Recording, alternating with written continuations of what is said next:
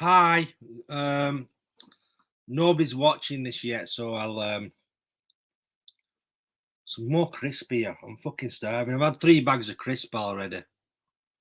10 people. I've had 3 bags of crisp already. Oh, I do like eating food. Good evening, 10 people. Lovers, haters, trolls, friends, countrymen. The fuck's a countrymen? Countrymen. Romans. 8 people watching this shit. Good evening. Welcome. Welcome to this fuckfest. I don't know what it is actually. It's just a debacle. But you're welcome to it, and you are welcome to it. So yeah, it's just me.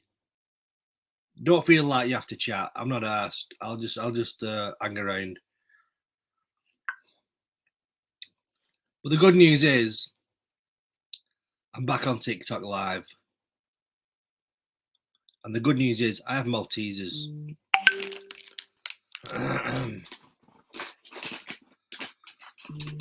Ian Horridge. I did 2 COVID tests this week and I fucking failed. I'll keep trying though.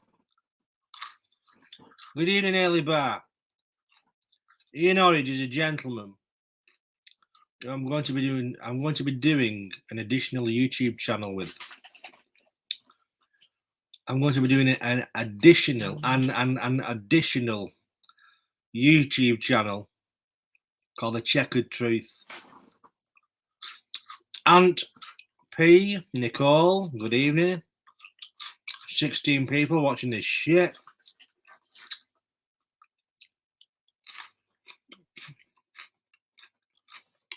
Doesn't matter. I've got Maltesers. Yeah, we're going to be doing a channel talking about occult, esoterica. Is there such a word as esoterica? Metaphysical, all spiritual kind of doings.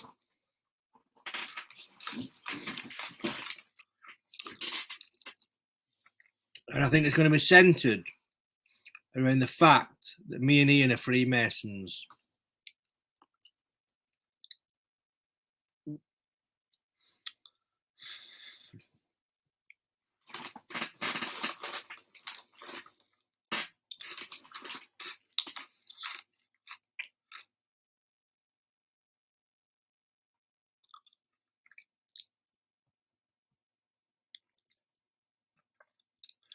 I've got an issue here. Bear with me.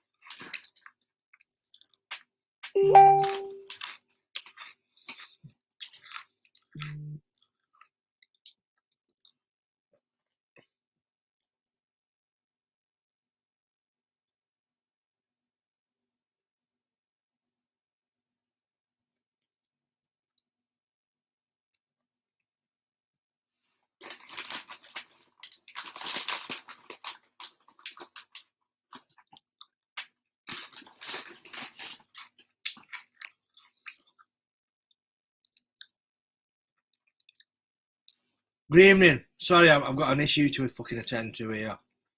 But nobody's chatting anyway, so it doesn't matter.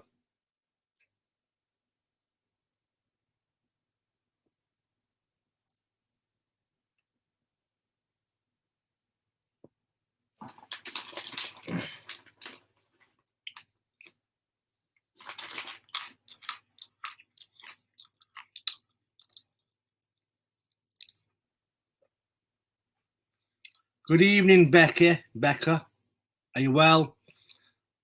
Steve Moz. Oh, hello. Steve Moz, Steve chilling. Hello, mate. You okay? I'm just going. I'm looking at Maither with a moderator from TikTok.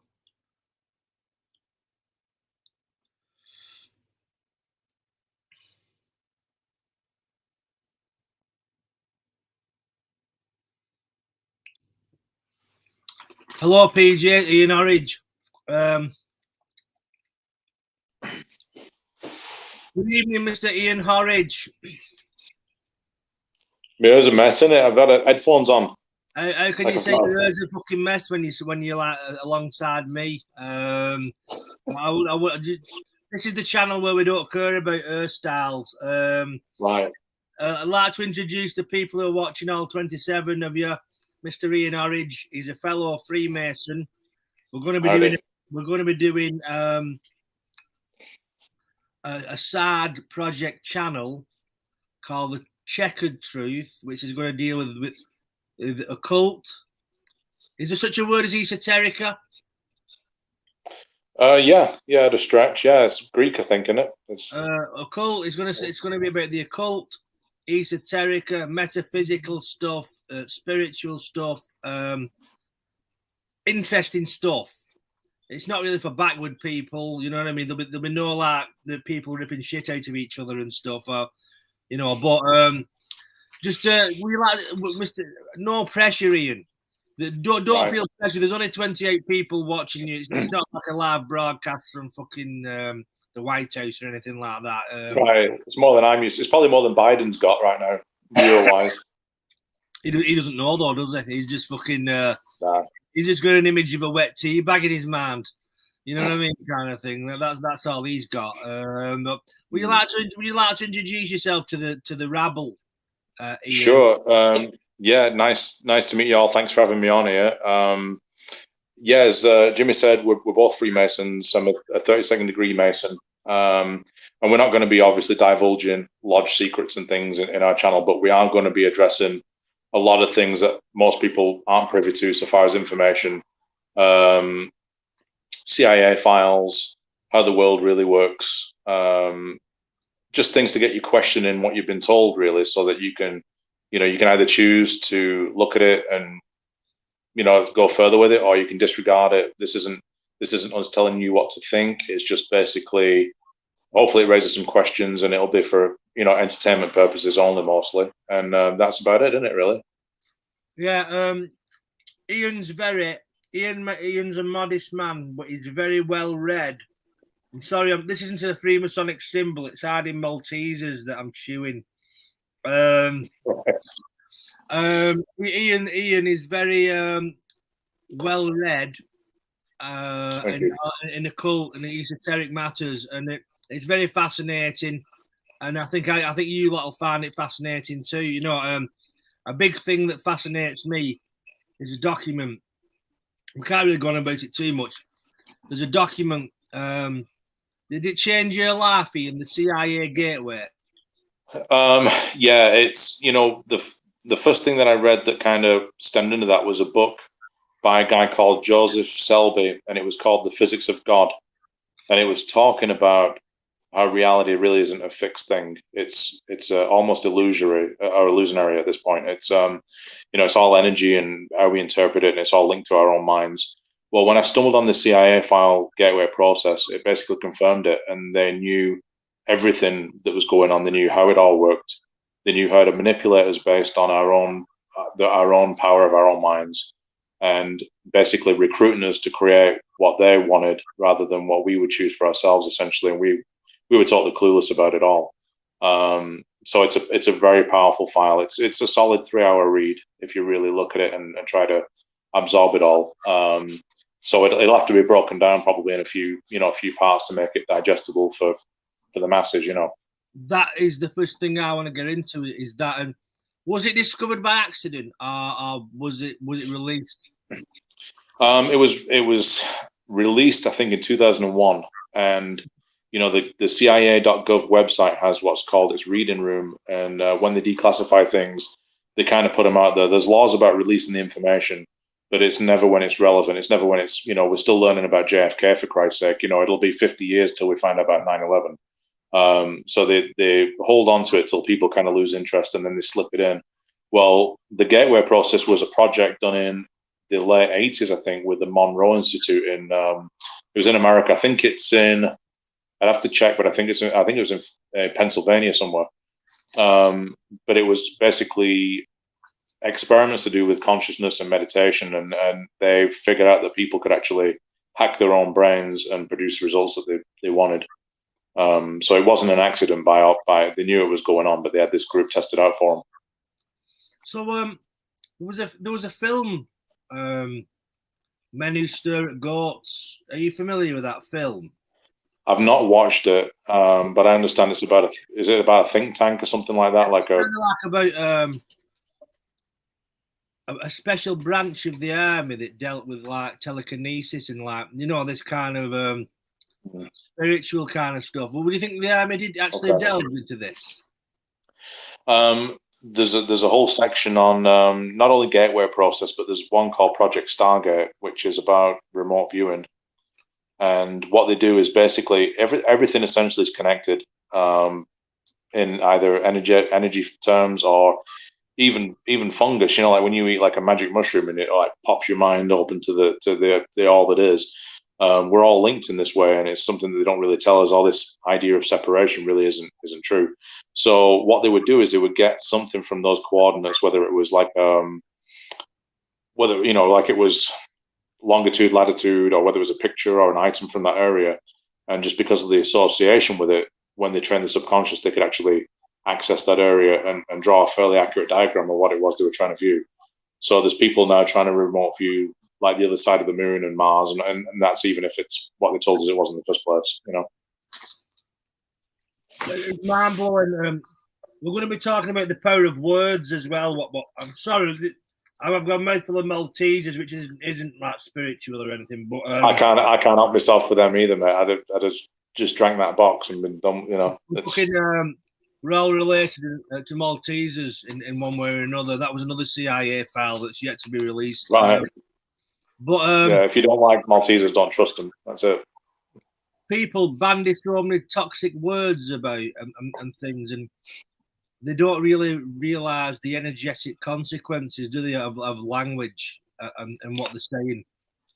Right. So yeah, if everything really, even from your basic science class, they're told, we're told that atoms and electrons and photons and neutrons, everything's like this atomic state, and that's one of the reasons why man was originally called Adam. It was a version of atom, or Adam Kadmon was the Hebrew term, but beyond that, we know we're searching for ever smaller particles like the Higgs boson and the quarks and muons and all this other stuff.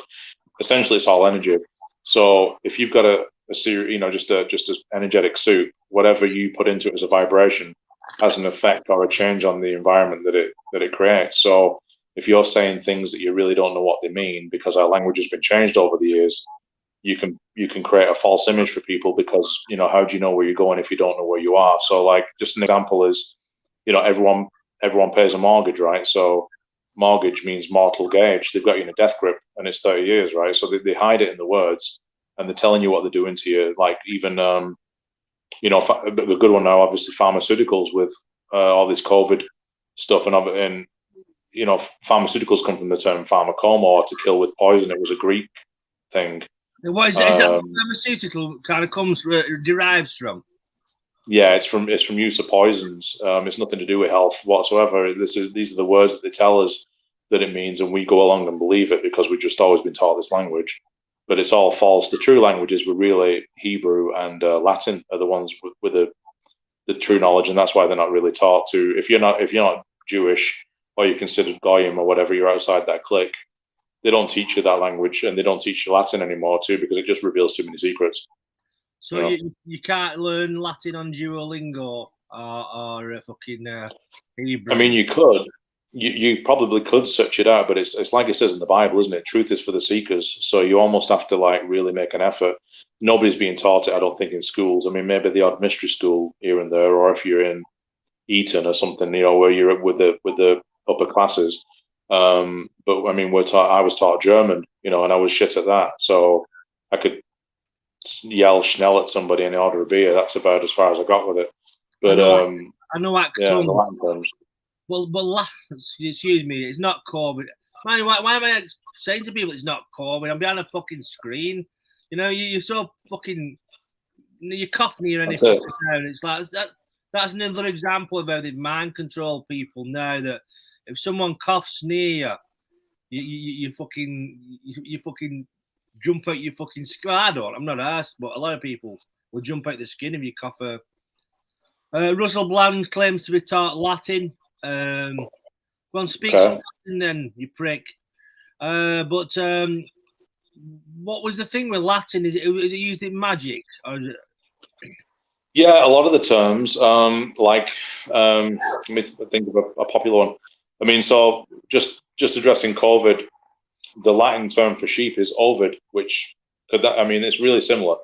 And so there was a numeric code for slavery, or basically obedience, and it was number 19, right? So you could really take COVID and say and translate it into how it sounds, and it could really mean see a sheep obey.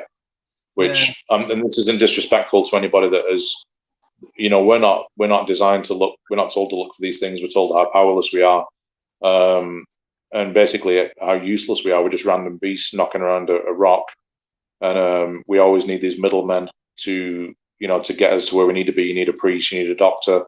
You can't do anything yourself.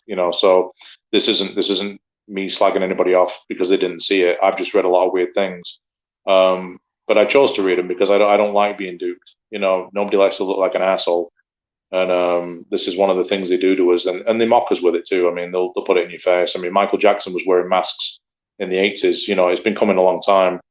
Got to get something started or whatever. Sorry, a weird thing was on a Snapchat filter. They had one of the filters you could put on your face was masks. Right. Like I said, they kind of have a precursor to the things they're going to do, don't they?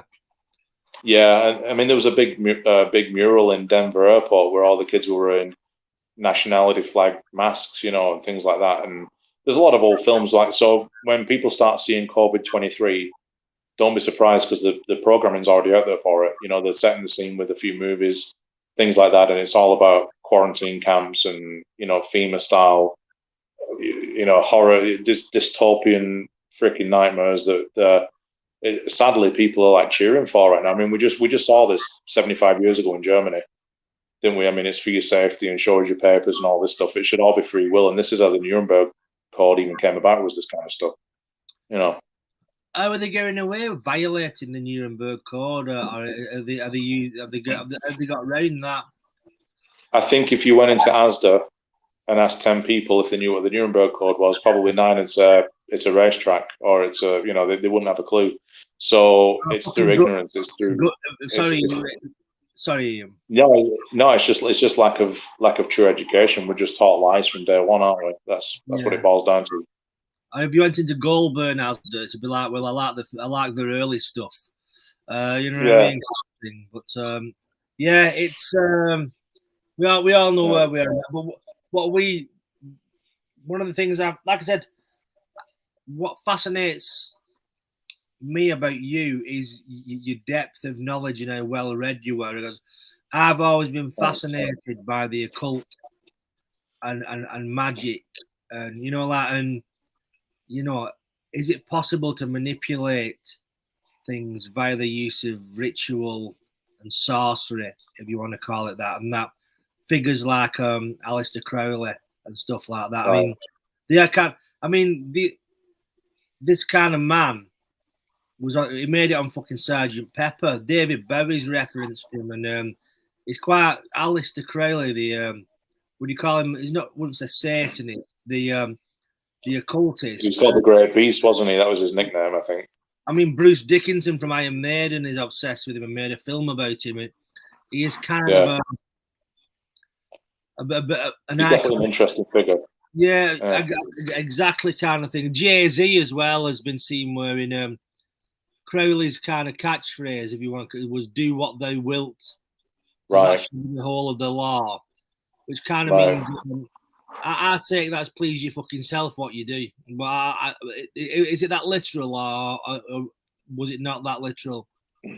No, I think it really was. I mean, Crowley was involved in a lot of weird things. He went all the way into sex magic, dark magic, whatever you want to call it.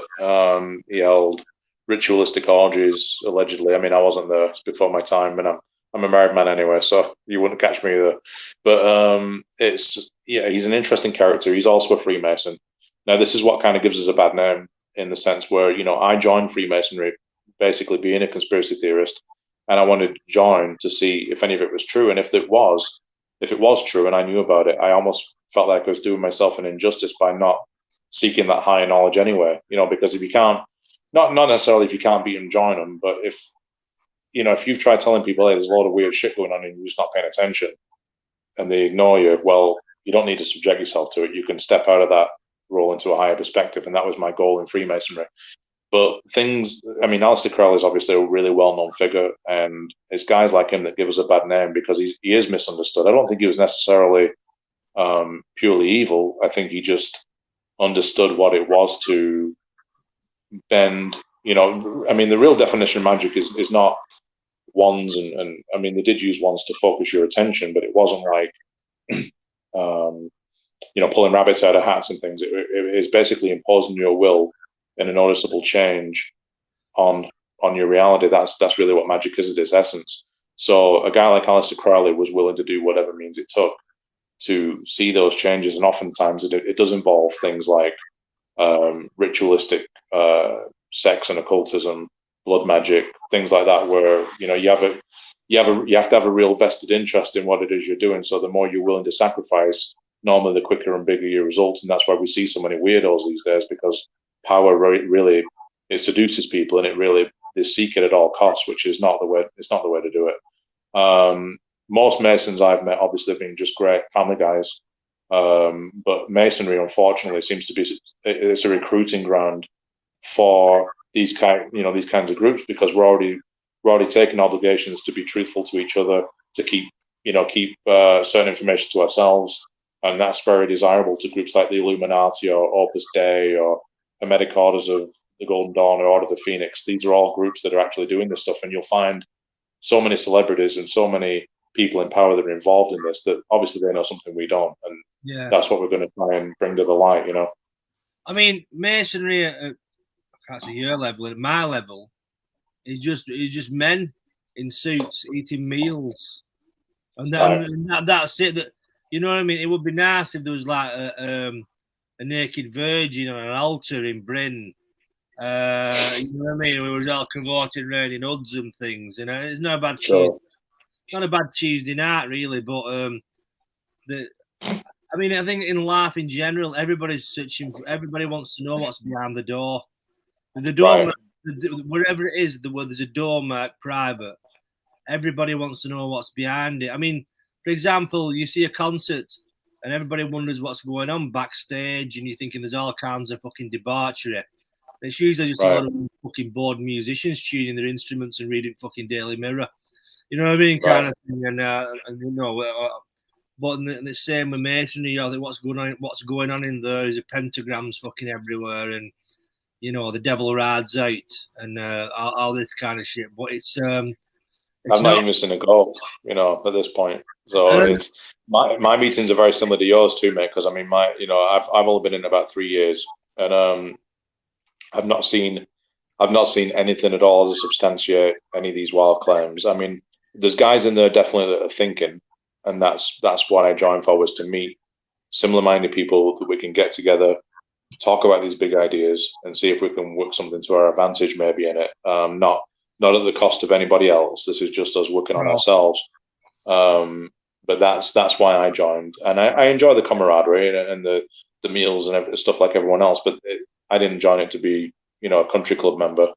We're trying to learn some stuff, but so far all I've seen is just good, honest people in there, and that I know that people would say, well, you would say that because you're a Mason, but it's the truth. I'm not into deceiving people and things like that. It's just that's what I've seen so far, and I'm not disappointed in a way. I didn't want to go in and have to slaughter a goat or whatever other weird rumors are on there, but it's been a good experience so far with just good people, and they do a lot of good work, and you do get the odd one or two that goes a bit wacky because they get seduced by another group. It seems, over time.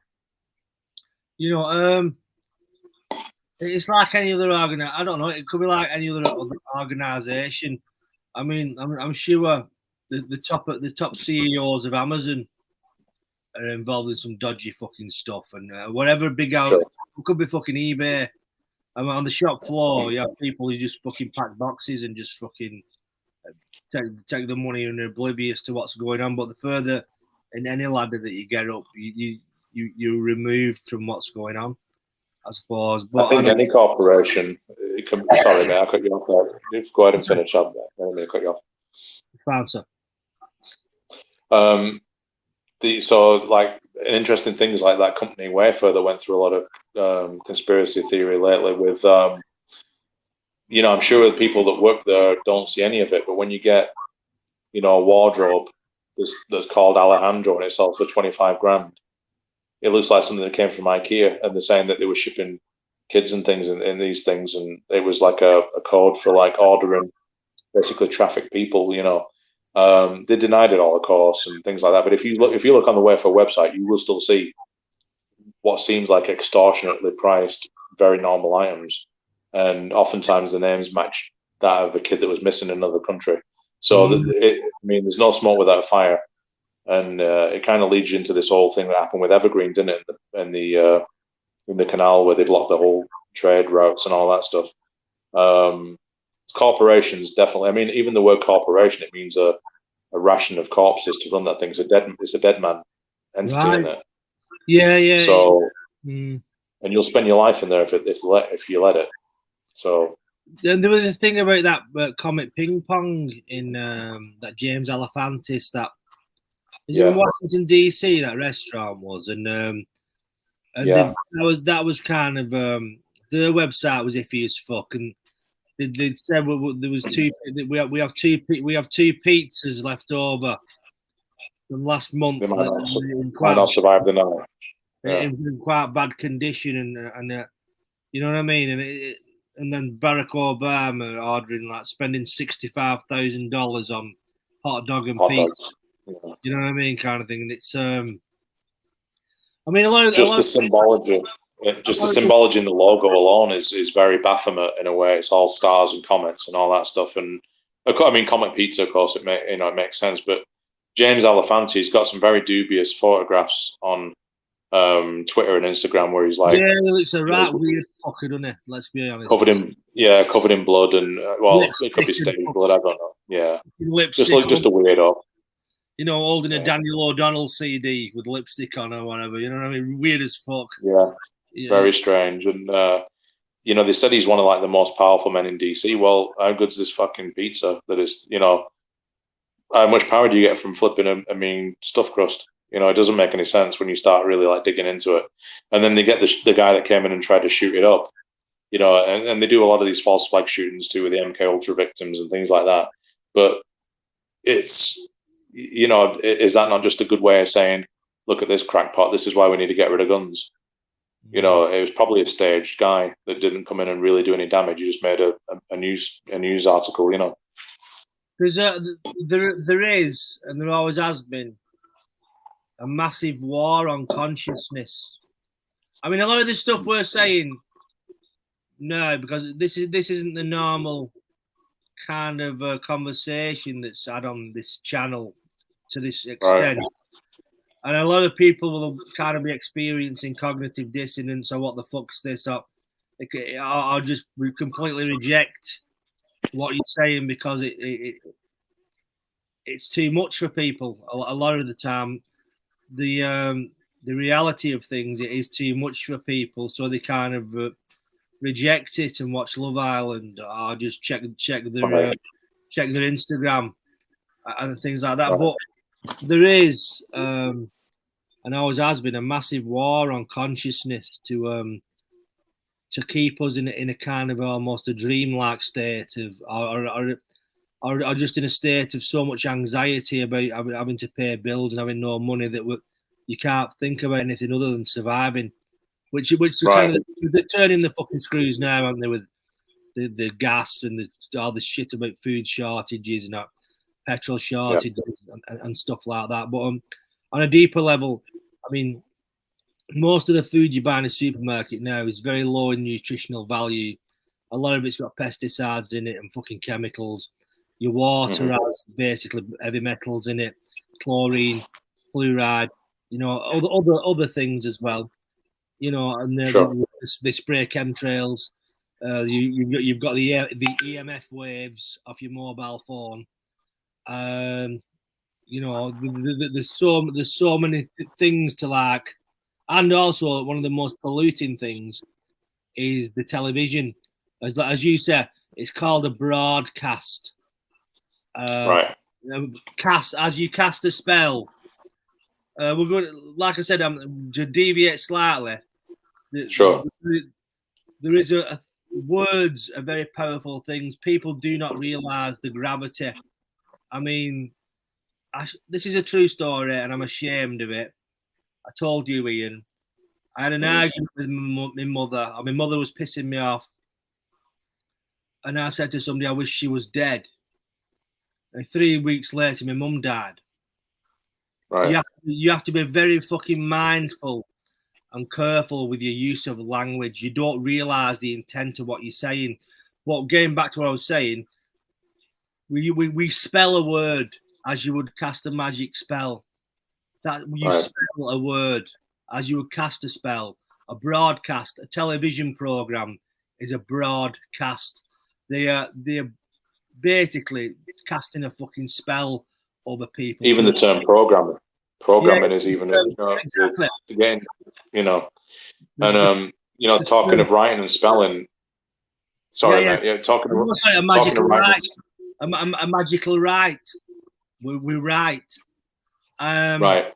But like I was getting back to the consciousness thing, you know, and people now are fucking shit scared of each other, and you have to ask somebody, are you shaking hands? And you still can I shake your hand? It's like, and you think, what? Yeah. It's like, and all this has been done through television, through media, through programming, through bombarding people with lies and shit.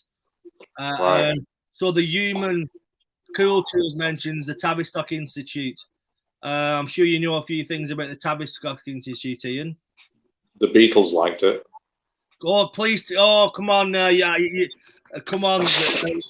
Let's get into this. We had somebody on this channel who was a mad Beatles fan called Peter Boothroyd. Right. So were the Beatles working with the Tavistock Institute? I think so on some level. If you look, there's a lot of cryptic things. Now, just before I get onto that, just another thing on your spelling and magic and all that. Think of the word, you know, when we used to be taught cursive or joined handwriting or whatever as a kid. In America, they call it cursive, but it's called cursive because that's how you would curse people. You would bind their letters meaning the DNA, right? So if you convince somebody that, you know, you were, say, a Romani gypsy or somebody of a high like voodoo background or Santeria or some superstition thing where you can get people to believe what it is you're saying to them. That's how a curse works. You know, you can say, well, you and all your, you know, your kids, your offspring, whatever, are going to suffer this, this, this, and this. If you can recruit that person to believe it, that's how you get them, and that's binding their DNA. And that's where cursive comes from. But anyway, yeah, Tavistock was basically it's an institute for mass recruitment of people on a singular idea, essentially. So if you look at like the Beatles, I mean, there was a really popular, and I don't know if this is true. I'm just kind of parroting some information here, but there was a theory that Paul McCartney, the original one, actually died, and they replaced him with somebody who could sing like him and look alike. Billy Shears. Billy Shears. Yes, I think that's it. Yeah, I think that's his name. And because the movement was so powerful that they couldn't afford to let it die with the guy that died behind the wheel of a car or whatever was the story. So if you look at one of their albums, I'm not a big Beatles fan, to be honest with you, because it's just like a bit before my time. Not that I don't like the band, but one of their album covers is basically them covered in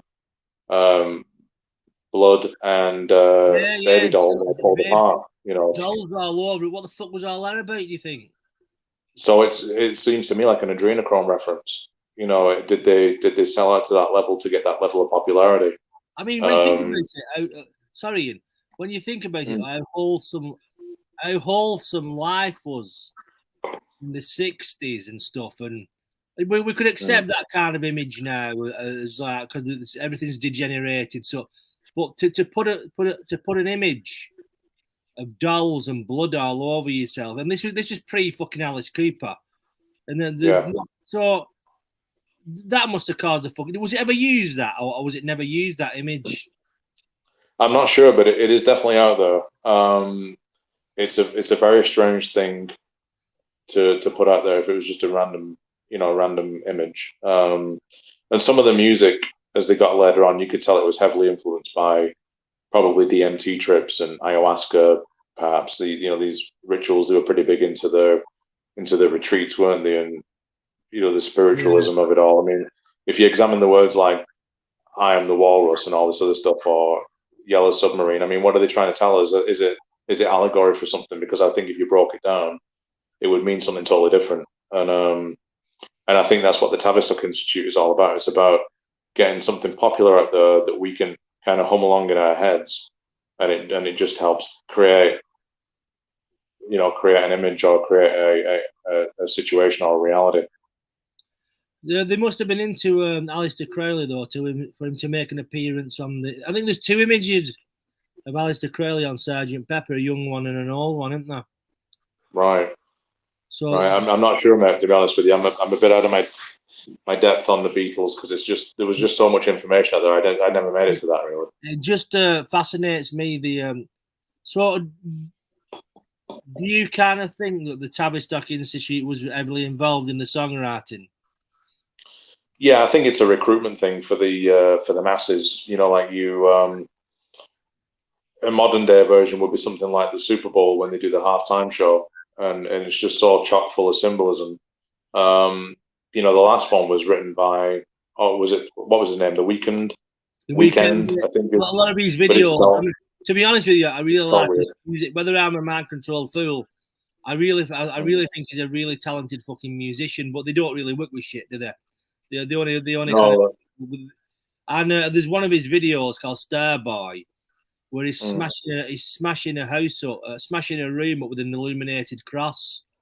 Like right. he has a neon illuminated cross, and he's smashing the room up with it. I mean, obviously it's kind of. But the thing about the Super Bowl halftime shows and a lot of these big gigs, are they used for?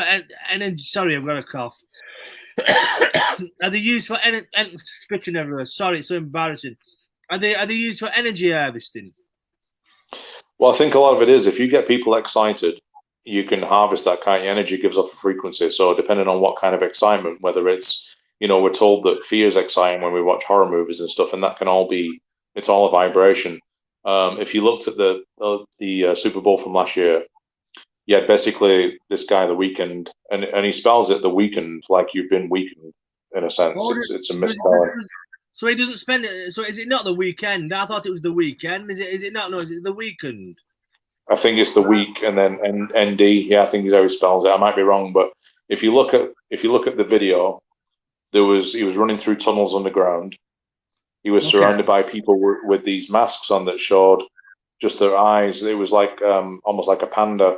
And if you're familiar with the child abuse thing of the panda eyes, that's what comes with. I mean, this isn't great information. This is quite dark, but it's panda eyes comes from when a child's been abused forcibly, and it's the blood pressure. So he's poking fun at that. There was a sign in the tunnels that said "just disappear," and what that's talking about is us as a spiritual being basically being sucked into the void without any trace whatsoever. That's what they want us gone essentially, and whatever's on this, whatever's causing the things like the GMOs and all the preservatives and everything, we're essentially being terraformed off this place. That's why more and more kids are getting sick these days. There was no peanut allergies and all this stuff when I was a kid, or egg allergies. This is a new thing. This is somebody tampering with the system in place, and if we don't learn to notice it and understand it and come together as a group, it could do a lot of damage, or more than it's done right now. You know what? You sent me a link to a Facebook article, and I was rather naughtily driving at the time, and so I just scanned over it. I only hit one old woman, but basically, and it was about this. Ultimately, do you think the highest person in if you want to call them the elites, if you want to call them the Illuminati, if you want to call the controllers, do you think the controllers answer to a higher power that isn't necessarily human? I think we all do in a sense. We're not. If you look at how we're made up with atoms that are 99.9% free space, it's almost like we're not even here. So we're basically kind of streaming this thing on the fly, aren't we, from a higher perception? I think there are middlemen that have stepped in that know more than we do, and essentially will put us in some kind of like trance with entertainment and with foods that dumb us down to produce efforts that they don't want to. I mean, if you have, it's almost like an employee recruitment thing, but almost like slave labor, where we don't get a lot out of it, but we create everything that they want by this manipulation. So I think there is a higher power, but I think they've also been separated from that in a sense, where they've gone, it's almost like the left-hand path, isn't it? They've gone their own way. And to keep control of that without it, it always ends up flopping eventually. I don't think one in universal history or in any book that I've ever read has ever succeeded in any eon. But it always ends up typically flopping because it just gets so far out of control and out of balance that it essentially eats itself. There's always, royal families and things like that. They always end up fighting with themselves. There's always a power struggle. Nobody's ever satisfied, and it just gets so far out of whack that it just ends up fizzling out. And then they always try it again. I mean, this has gone on. This is probably the millionth time this has happened. Or beyond that, it could have gone on, since time immemorial, for all I know. I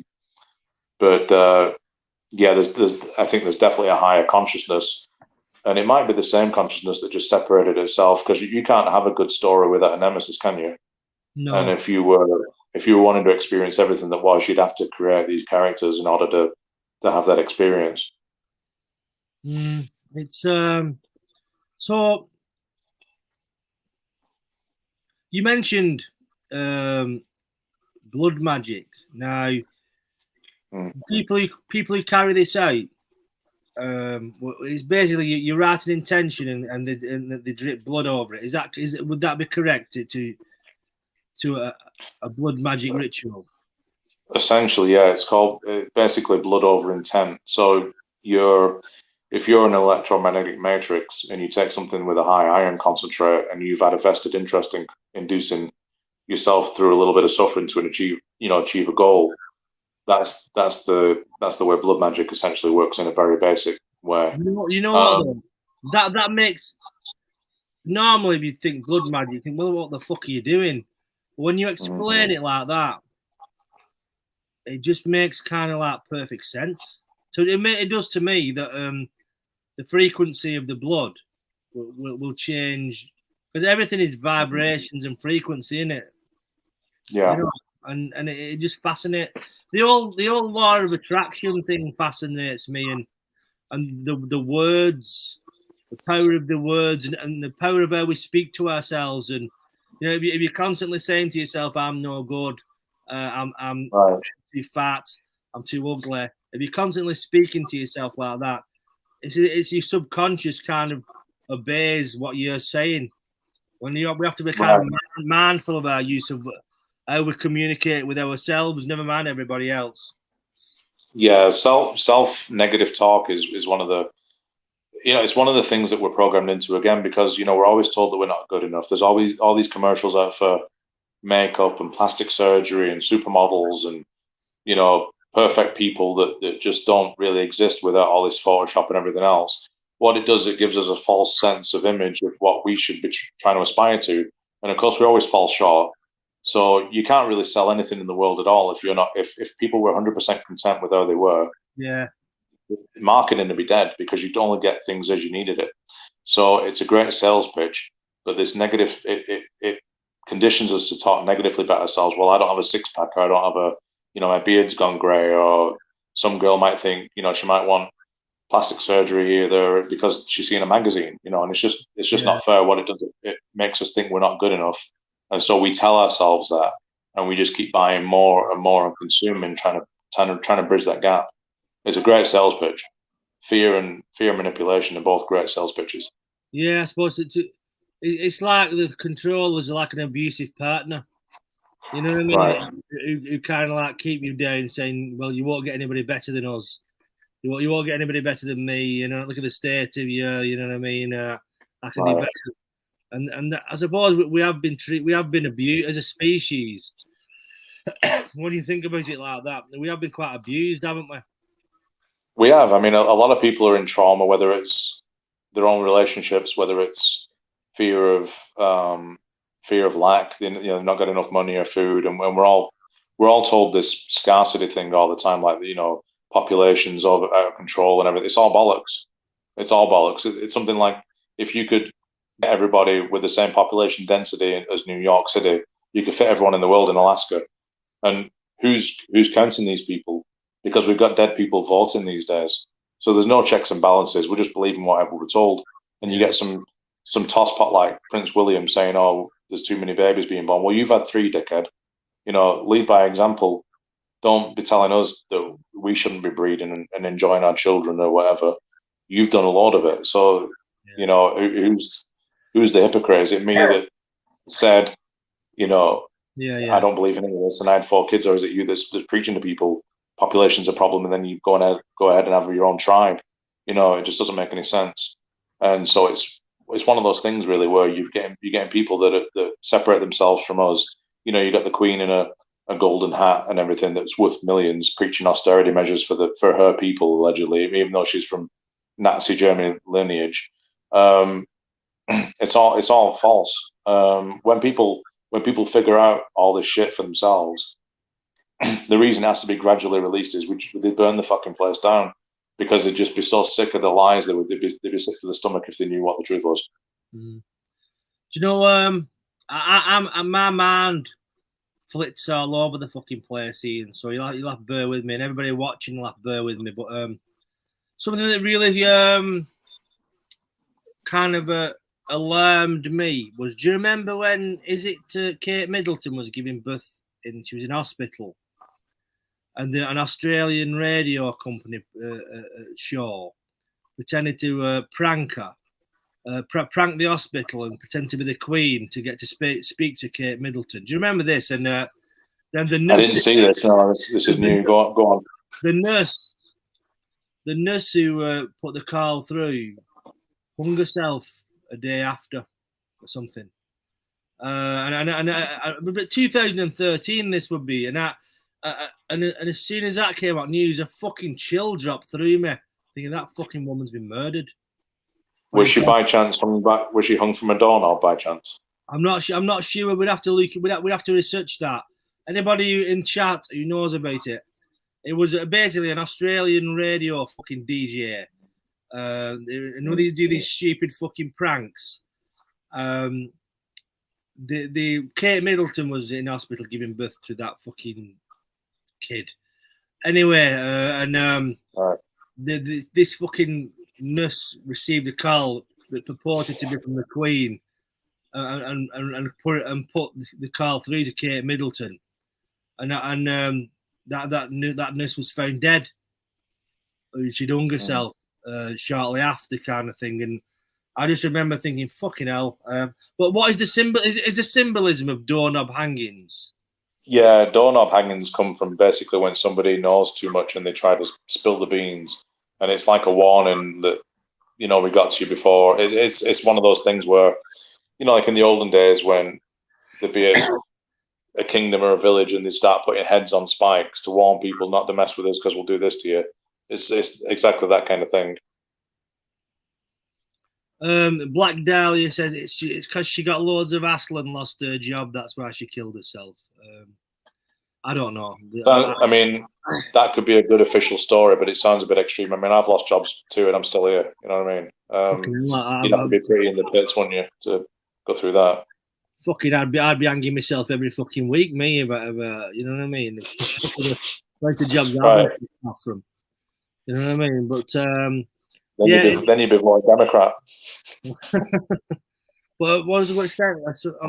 Yeah, there's a weird one. Another weird. I don't know if you're I was listening to Michael Tartarian, and apparently, do you know this is really fucking random. I'm not sure if you're versed in this thing, Ian, but do you know when dignitaries open a venue, a new building or something, they plant a tree? That's symbolic, isn't it?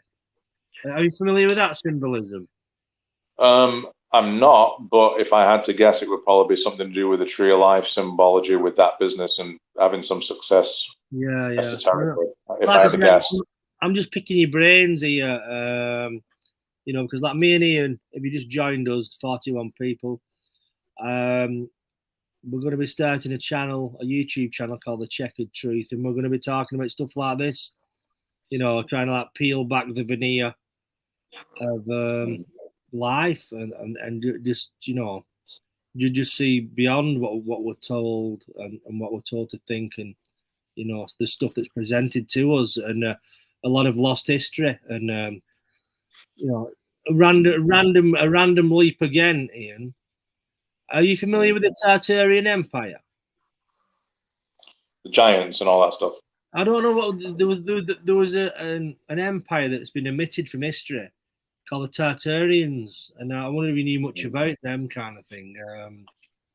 It's actually on my list of things to step into because I've been running out of material to look at. But it sounds similar to the Anunnaki theory. Basically, really big people that had advanced technology way back before we even knew there was civilizations here. So it's one of those hidden things, isn't it? Where, I mean, like, look at if you look at what was Mesopotamia, and we had the wars with ISIS and all that. First off, they named it ISIS, which is the name of a goddess, not a terrorist group. No, I thought that. You know what I mean? You think, hang on, why are they called ISIS? And then they must have changed. No, it's this week they call IS, and then what next week IBS. You know what I mean? Fucking yeah. It's all to do with inversion of ideas, basically. So to demonize what is good, we're gonna be told what is good and bad is it's gonna flip. So what was good and traditional 50 years ago, we're being told is bad now, like the family unit, traditions, core beliefs, things like that. They're now being viewed as selfish and ignorant and things like that. And what was not necessarily bad but fringe is being made more normal, and it's all population control essentially. That's the flipping of ideas. But when you if somebody was to look at the true knowledge behind ISIS, they'd be kind of in awe of what it all meant. It was all Egyptology and esoteric information. When you demonize it by naming a terrorist group after that, people just don't want to know. They assume that it's just bad. They stay away from it. They don't want to look. So what happened was, I mean, they were going through and destroying statues, weren't they, and things like that. Yeah, things like Sumerian texts. I was just going to mention that. What was all that about? You think? It's just hiding history, isn't it? It's what we're doing now, essentially. When you can't question anything, it's modern day book burning. When people get censored on Facebook now, if people were telling lies and they were saying stupid things, it would just be a laughing stock. You wouldn't have to go to those levels to like control them. You know what I mean? You wouldn't have to go to shut everyone down. So this is what the Nazis did with the book burning. Now everyone thinks that Nazis lost the war. They didn't lose at all. They just infiltrated everything and played the long game, and we're going to see that play out pretty soon. But so far as like this destroying knowledge, when you break down temples and things that people might want to visit and actually contemplate for themselves, it encourages that higher thinking, doesn't it, of possibilities and what could have been. If you destroy that, basically we're just being told, what's in. We say public schools. It's not really public schools. It's government schools. It's government entrainment camps, essentially. And we're being told what to think and how to think and everything else. And if it's, when you run into that person or group that you can't criticize, that's normally the group behind it. So you eventually run into that brick wall where all the information is stonewalled and you can't get beyond it. So when you start destroying things like temples and stuff. It doesn't make any sense. Now look at this recent war with Syria, and we're fighting over this place called Golan Heights, right? And when you ask why is a big war over this thing? Well, they say it's all about oil. Well, oil doesn't really settle at heights, does it? It's alluding to it's at an elevation. So there is a thing there called the Circle of Giants, and it almost looks like, if you remember the film Stargate, it's kind of like that. It's some ancient tech that they seem to deem valuable, and I think that's what the interest is in Antarctica to Neuschwabenland and all this stuff with the Nazis. There's something hidden down there that we're not privy to, but all the world leaders seem to go there, and it never gets attacked. So there's some treaty in place to protect all that stuff. I've heard about Syria and this is all about they want control of this Stargate. Right. I believe in all this shit, man. There might be a few people watching this and thinking we're fucking bananas. You know what I mean? There were lots of plot. Sure. You know, and I would have thought that a few years ago. You know, but there's a lot more to the world than we're privy to, and there's more to life than fucking come down with me, or the fucking chase or tipping point. You know, sat there with eating your fucking fish fingers. You know what I mean? There's a lot more going on behind the scenes, and it just fascinates me. It's like they said in Rome, isn't it? Give them bread and circuses, and they'll never rebel. And, well, isn't that where sports, arena sports, kind of what's the word? It's the new Colosseum, isn't it? Yeah. And they reveal it in the Roman numerals in the Super Bowl. They're all in Roman numerals. They're telling you right there what they're doing. You know, it's a Super Bowl XIV and all this shit. We just call it Super Bowl 20 or whatever. It's always in Roman numerals, and all this symbolism is in the halftime show. And it just ramps people up, and they just lose interest in anything that's relevant. I mean, this is basically. I understand supporting a team to an extent. I love watching like the odd World Cup match and things like that. There's nothing wrong with, participation and kind of like getting excited about something. But when it takes to the next level where you're not worried about anything else, it's almost like masturbating to the efforts of greater men. You know what I mean? It's all bullshit. It's not what you've achieved. Why are you proud of these guys? They get paid $300 a week to chuck a ball around. You know what I mean? I never got that where people be sat in a pub saying, we've just paid 20 million for this fucking player. And it's like you're kind of like affiliating yourself to something, like you said, bigger than you. Right. It's like, you've not paid 20 million, you couldn't. You're on £300 a week driving a forklift. So where's this 20 million come from that you've paid for a fucking African player? Right, it's all the ticket prices, isn't it? And the merchandise and the advertising, the media. Get a fucking loan off your nan or something, that kind of fucking. But I get that kind of thing. You know what I mean? Fucking. Yeah. It's I mean, there's things that we're told to be proud of aren't essentially ours. Like, you got to be proud of your nationality. You got to be proud of, your heritage. Well, it doesn't necessarily mean we as individuals did anything great. What about being proud of an action you took, or an injustice you solved personally, or a problem that you solved, or something like that, or maybe an employment opportunity you created? We're not told to celebrate these things. We're told to celebrate that, you're being gay. Well, you know what? I got in trouble. It's documented.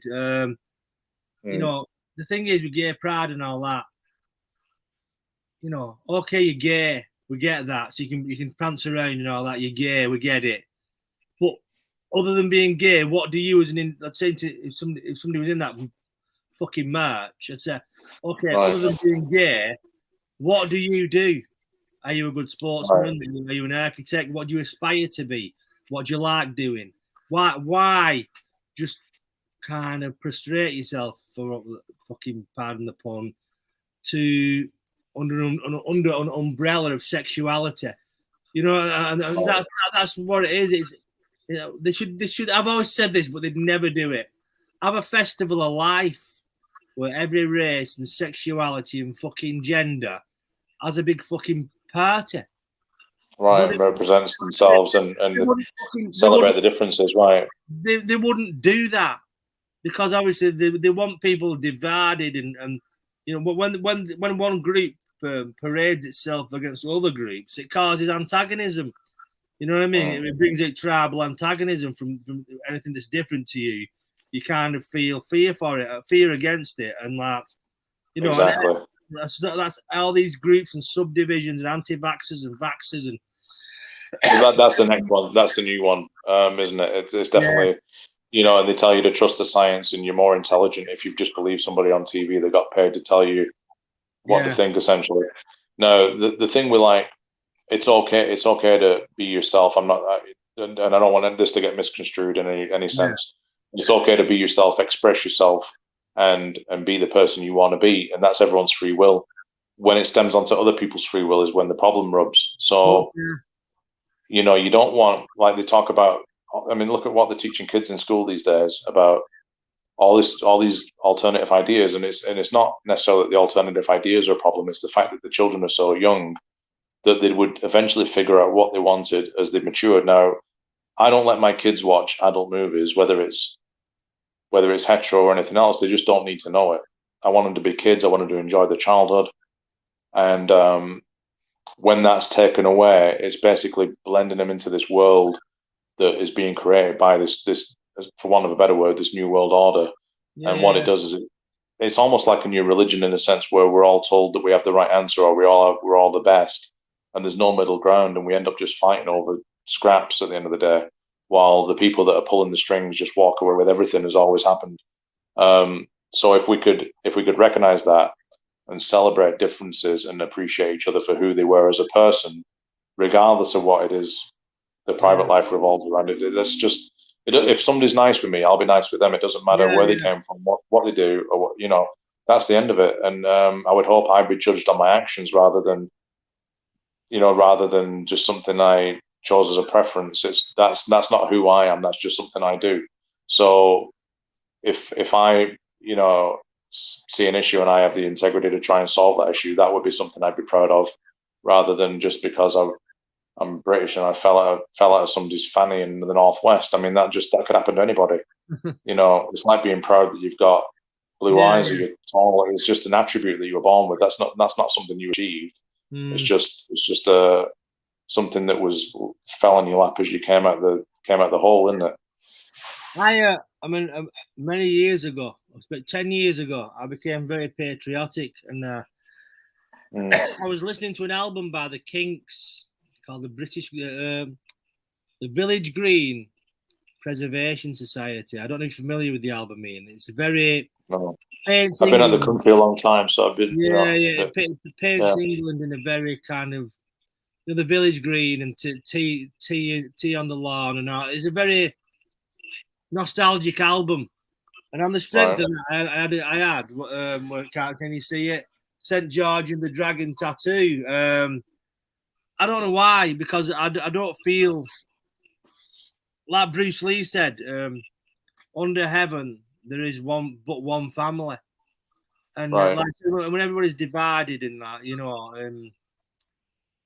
that's what it's all about, though. And division, it makes the controllers' job so much fucking easier when everybody's at each other's fucking throats, isn't it?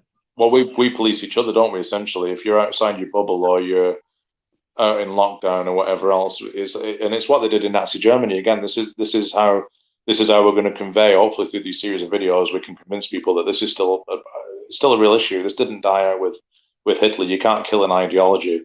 It's not like some guy just went fucking wacko and all of a sudden there were Nazis. This was a thing that bred over years and years and years of financing and indoctrination and dogma and everything else. You can't kill that with one guy. There's always somebody willing to step into that role as the new fucking bad guy, you know. So when you talk about division, yeah, absolutely. When we're willing to call on our neighbor and say, hey, he's out of his bubble, we're doing the job, right? We pay people to do that. The government is meant to represent us, and let's just look at the word government.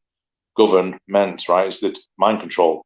So they're telling you right there that, hey, you need to do what we say. And really, they work for us, and we're almost at the point now where we're looking at civil disobedience to even retain any of our sovereignty whatsoever. So the time for like blind patriotism and all this, whichever country you're from, it's almost a moot point at this time. We start got to, we've got to look at like, are we really being represented at this point?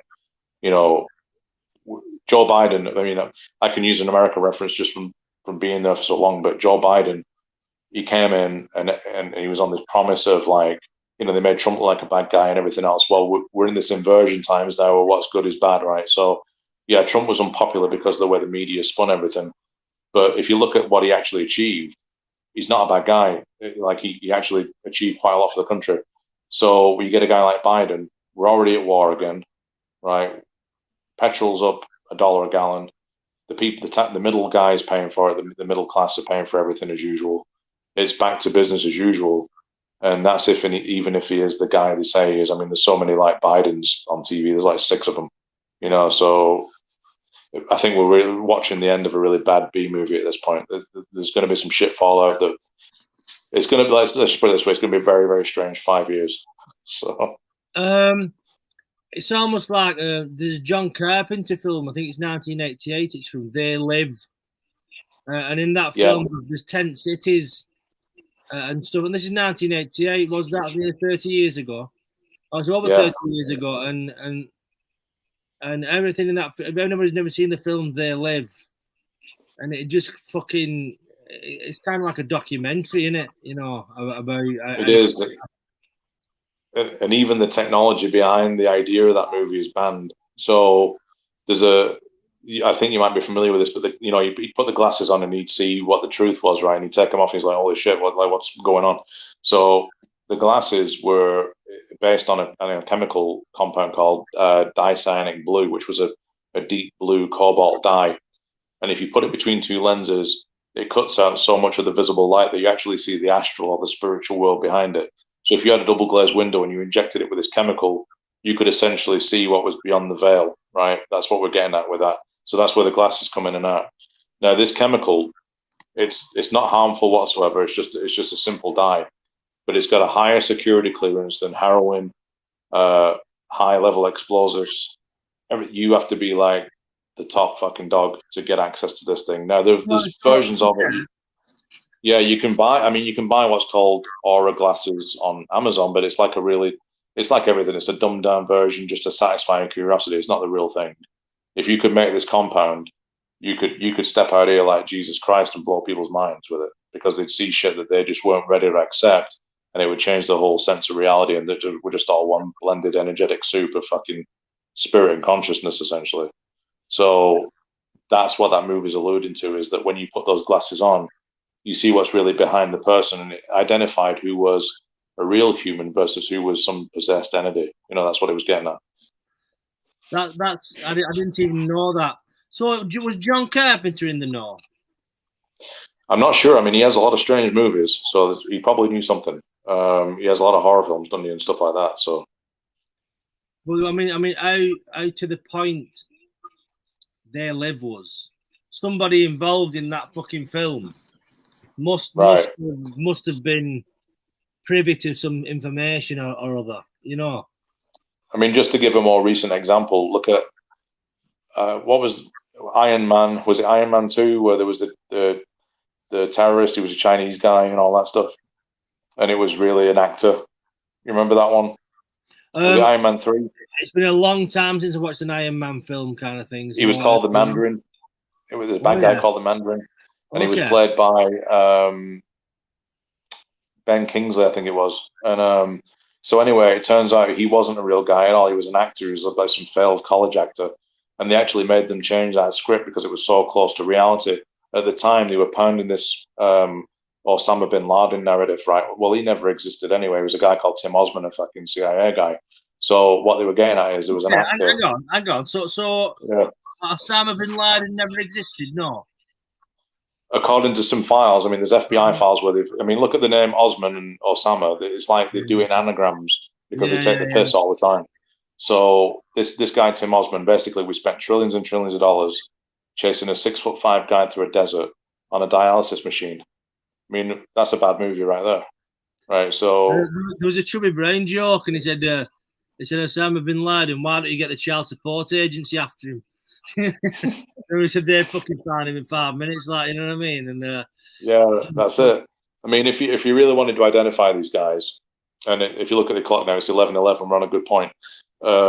If you want to identify these guys, all you need to do is go to the nearest Toyota-thon and find who bought all the beige trucks. Right? It'd be that simple.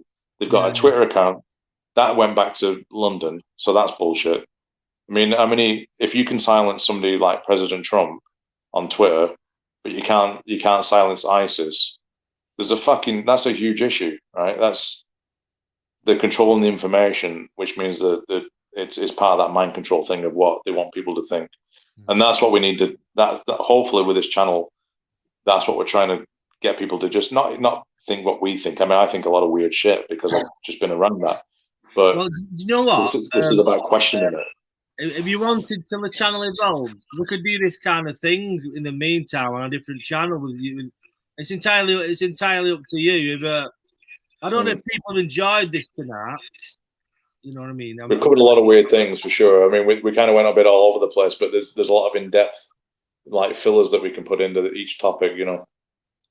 No, but it's kind of it's flowed better than I thought it would. Not for other reason, because it's really different from the normal kind of vein of things. But if you not all fell asleep in fucking comment section now, just throw some ideas out now. What have you thought of tonight? Have you enjoyed it? Do we need fucking sectioning?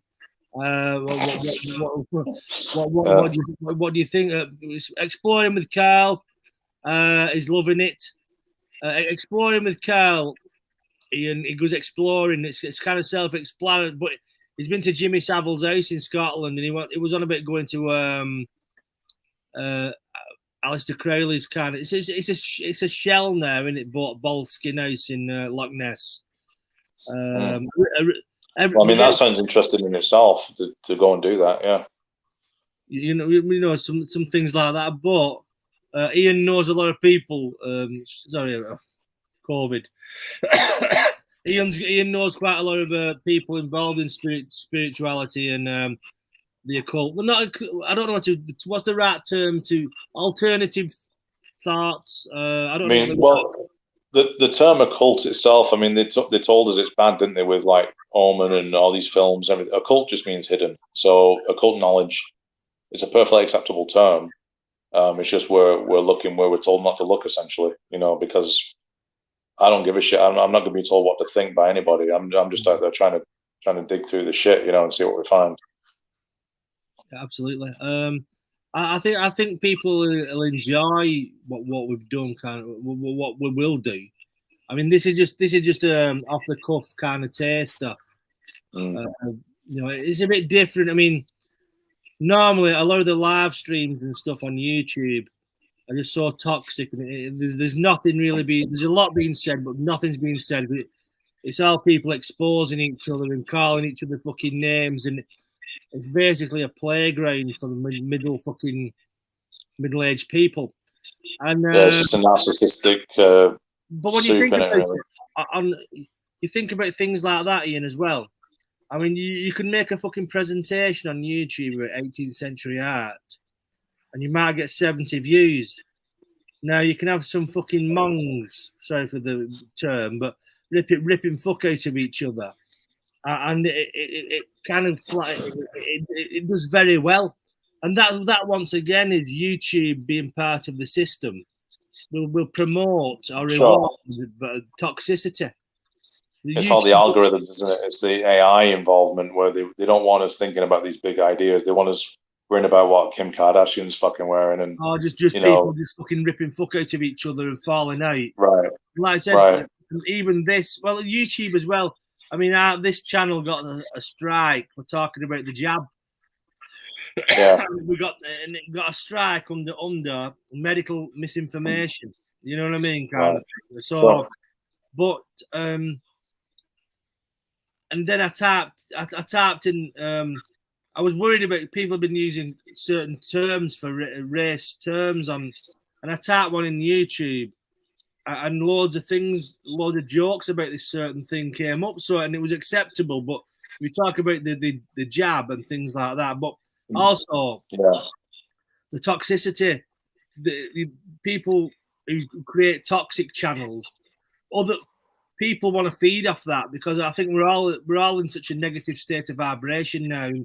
Really, since after lockdown and all that, and I'm not sure if that jab's changed people. I don't know on what level, but things out there just seem fucking very weird now, and very more toxic than they ever was. Yeah, and I mean I hope on all that stuff.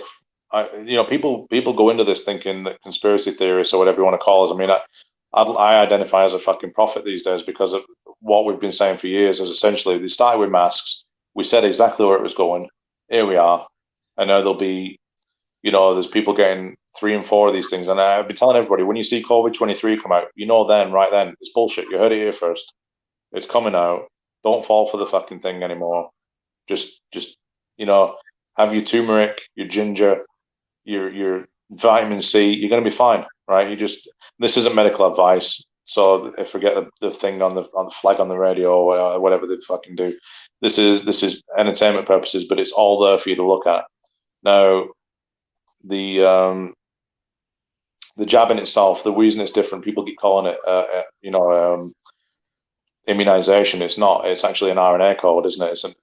It's to modify script in your body.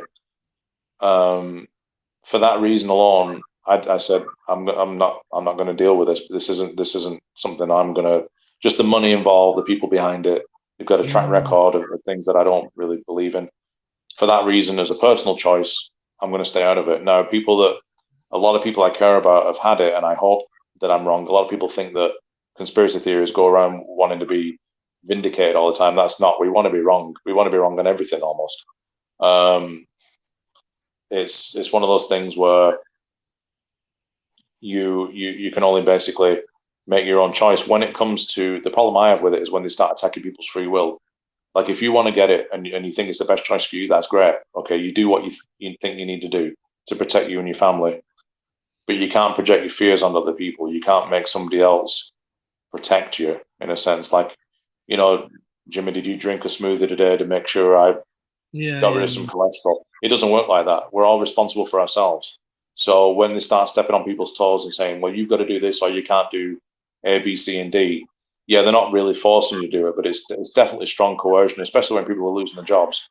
I mean, look at these medical staff now. This is the play in America now, okay? And I think this might. So let's talk about this real quick before we get off. But what they've done is they've basically fired a lot of health workers that refuse to get the jab. They're worried about it. There's not enough testing. They're worried that, people say, well, polio and all that stuff, that worked great. Well, first off, polio went nowhere. They changed the name. And if you look at Bill Gates' trials in Africa, they're a fucking disaster. So what really is going on is they're going to take that medical staff out, meaning they need to get the National Guard in to fill the gap, right? That's what's happening in America right now.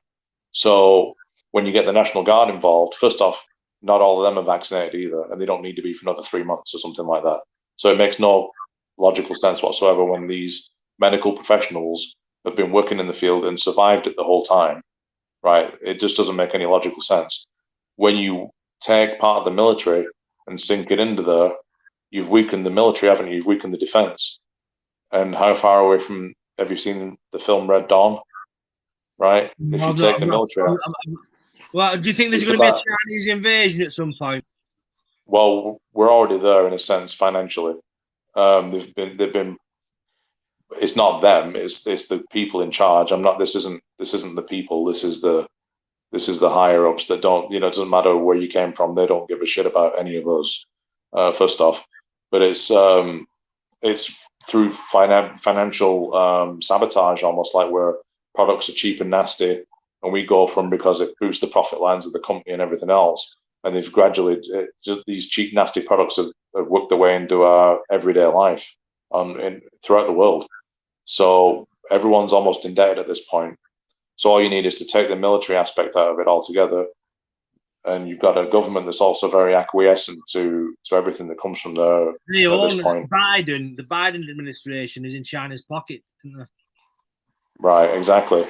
So what's saying Red Dawn wasn't an allegorical movie about the takeover of the Western world?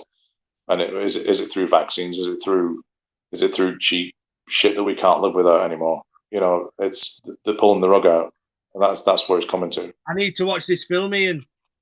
There's two versions, one with Charlie Sheen and one with Chris. I don't know, Thor, whatever his name is. That's the new one. Chris, have they remade it? Have they remade it? Yeah. They've remade it. It's not a bad movie, but basically they wake up in the morning and there's parachutes coming down, and the people that don't want to surrender run into the woods and start a rebellion. It's amazing because, you know, all these movies we watch, Star Wars, everything else, everyone supports the rebellion, and then as soon as some shit like this comes, everyone rolls over. You know, it's like they don't. And I get it. Okay, it scares people. You can control a lot of things through fear. I totally understand it. Nobody wants to be sick. Nobody wants to lose their job or, you know, be criticized by their peers. Nobody wants that. And a lot of people don't want to ruffle the feathers. Well, there's some of us out there that not only will ruffle the feathers, I'll pluck every fucking feather out the bird and die on the hill if I have to. You know what I mean? There's a lot of people like that are taking this thing where this is enough. This is the line. You're not going to mandate what I'm going to do for my children.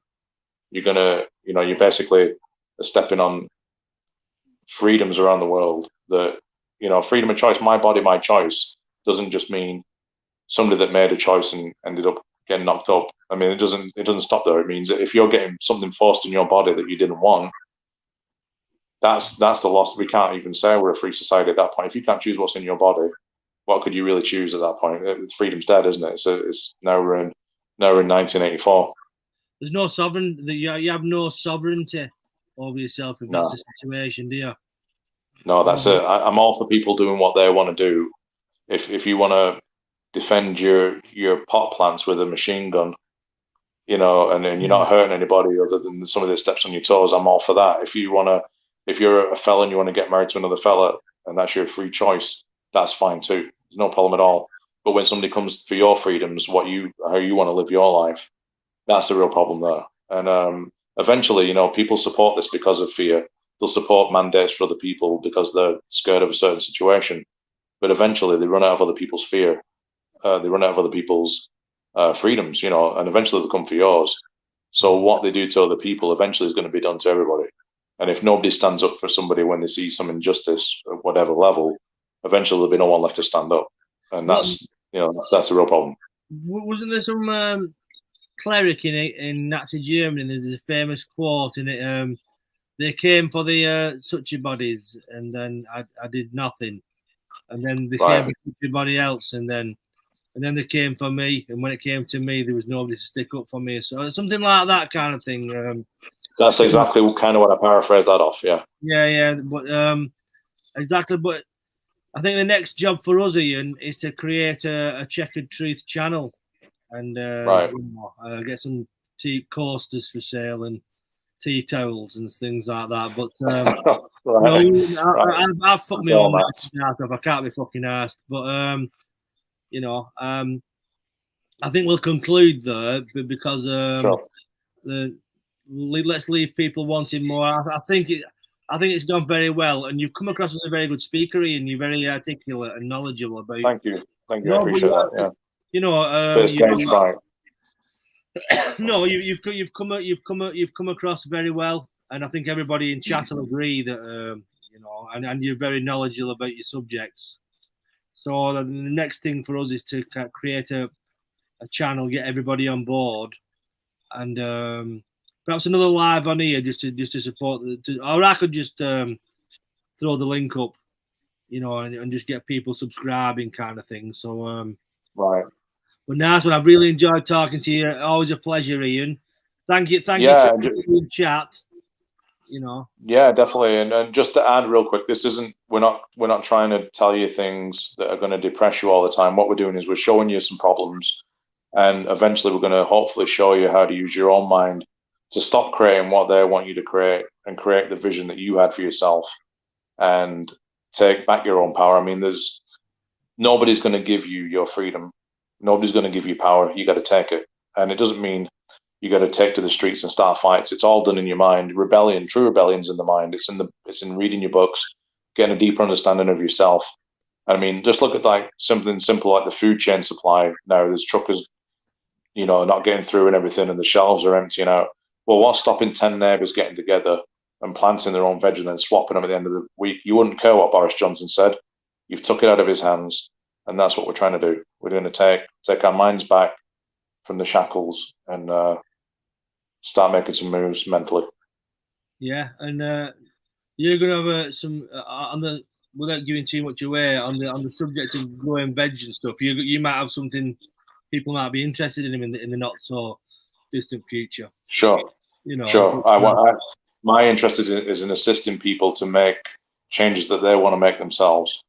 And you know, you can't. It's like you can't help somebody that doesn't want to help themselves. But if you show somebody a certain way and they follow it and it works for them, like one of the greatest successes I had as being a conspiracy theorist. I used to have a job where I was in a lot of people's houses, and just a quick story where there was a fantastic documentary called "The Truth About Cancer," and that's another huge rabbit hole. It's a big cash cow, and I told somebody a few of the things that I'd learned from that, right? And I went back about 6 months later to the same client, and they couldn't wait to see me. And they said, "You know what? Guess what? It's in remission." And I said, "It is." I said, "That's great." I said, "What are the doctors doing?" They said, "Well, they didn't do much, but we watched that documentary and we followed the steps, and it fucking worked." Right, and that was real vindication. That was powerful, you know. Yeah. So, and that's not something I did. I just spread the information. If we all spread information and we all eventually learn, then we help each other, don't we? That's the goal. Absolutely. And do something more positive on social media than just rip fuck out of each other. There's always a place for ripping fuck out of people, but you know, Sure. but Ian, it's been brilliant. You've captivated the audience and me as always, kind of thing. Stay on if you want, and I'll have a quick chat with you. Okay. See me hard, but if you want to subscribe to this channel, everybody, you can do. Me and Ian will have a channel soon called the Checkered Truth. You'll be seeing more of Ian. Thank you to everybody who's contributed in the chat section. If you want to send me some money, you can do. I know you don't fucking bother these days, but you know what I mean. You know what I mean. It's one of them. But good night anyway, and we'll speak to you soon. Good night. Bye.